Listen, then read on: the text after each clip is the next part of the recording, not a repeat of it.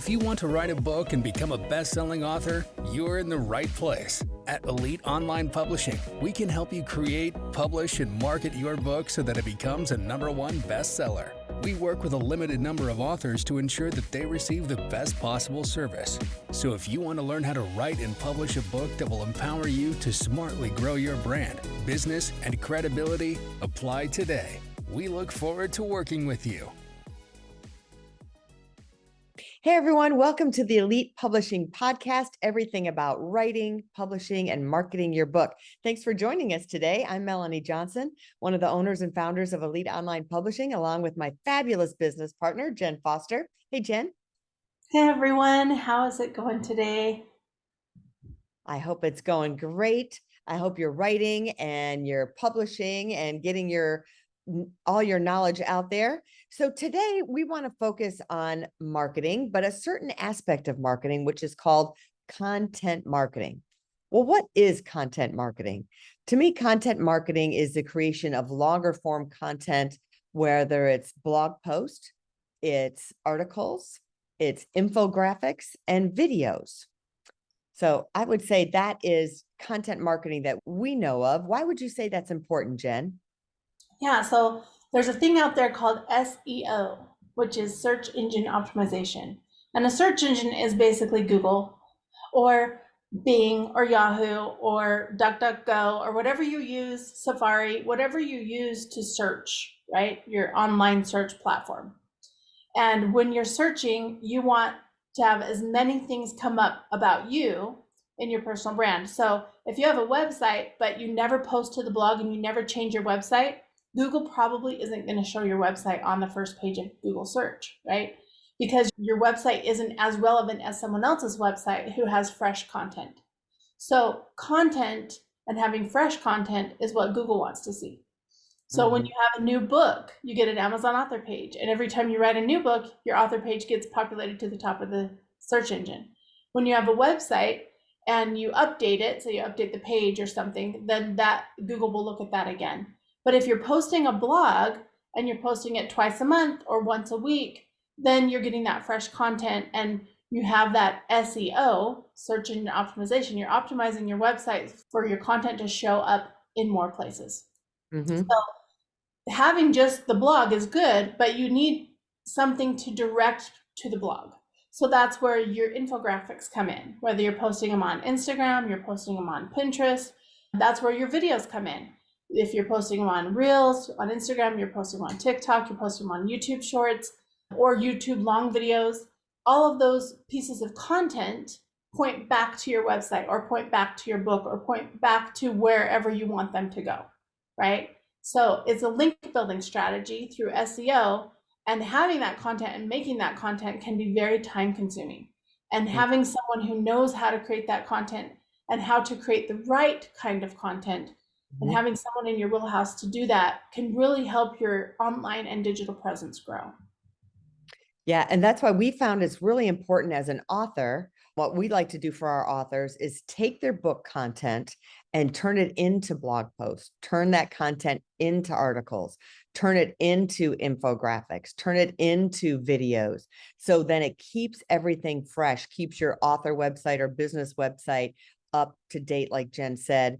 And another tip is if you have a Google listing, like if your book is a business or your book is part of your business, then you can add those blogs and articles and infographics to your Google listing and do that every week. And then that also is going to keep you, like if someone's searching for your business, it's going to put you in one of those top 3 businesses to look for. So, and I know sometimes you're like, I don't have time. How am I going to do all this? That's a lot. Who's going to go through my book and do all that? So you can do it yourself. And if you have time to do it, or the other way is you can hire a blog writer, an article writer. We do that here for our authors where we offer that service. But I think it's a great way to repurpose the content of your book and keep your book and your business relevant and the top of SEO. Yeah, because if you just put a book out there and then they call it spray and pray, you're just like, I put my book out there and now I'm going to pray that someone will go buy it. You're most likely not going to get a lot of buyers unless you have different places pointing to that, right? So Yeah. if you have your personal brand or your author brand on these different social media platforms and you're talking about your book and people are following you, they're more likely to go buy the book, right? Yeah. If they're subscribed to your website or your blog posts and they're getting those blog posts every week or every month, then they're going to be reading more about that. And people consume content in different ways, right? It may be a newsletter, right? That's something else you can do. You put your blog into a newsletter. So there's so many different ways to point back to your book or point back to your website to get them to get your next service or product. So remember, so I'm just going to recap a little bit, is that you need to have links in your blog, and it's called like a hyperlink. So then they could click on it and go to your book or go to your website. And we get a question about blogs of, well, how long does a blog have to be? So a blog is anywhere from 600 words up to 1,500 words. And an article is a little bit longer. An article is probably 1,500, maybe to 2,000 words. Wouldn't you say, Jen? Or am I off base on the article? But I think that's about what an article is. Mm-hmm. Yeah. So, and articles are a little bit longer. And Jen, explain the difference. So like a blog post goes on your website and you can put it some other places, but an article is different. Where does the article go and how does that work? Yeah, so your blog post and your article can be similar, but your article is usually more robust and a little longer. Your blog, you want it to be consumable for the subscriber so they're not there reading forever, right? So I would say a blog post is more for your readers and the people who already follow you. And an article is more of, it can be the similar content, but it's longer, more robust, and more like you can make it more like an ad or an info, like value, more value and a value added, but also with an ad, right? Or a call to action at the end. Because that is more for a cold client. So someone who doesn't know you yet, a cold person, right? Someone who hasn't read your book and doesn't know anything about you. They're going to be seeing that article on different article sites. So usually an article goes to, there's many article sites. There's medium.com. There's LinkedIn. LinkedIn has a place that you can write articles. There's all these different places people subscribe to read articles, right? Forbes, there's a ton, right? That's really like the difference, right? Because the blog usually goes like on your website, but the article's being submitted to different places. Article sites. Mm-hmm. I think that gives it more credibility too, right? Because yeah. You're like, oh, well, they picked up my article.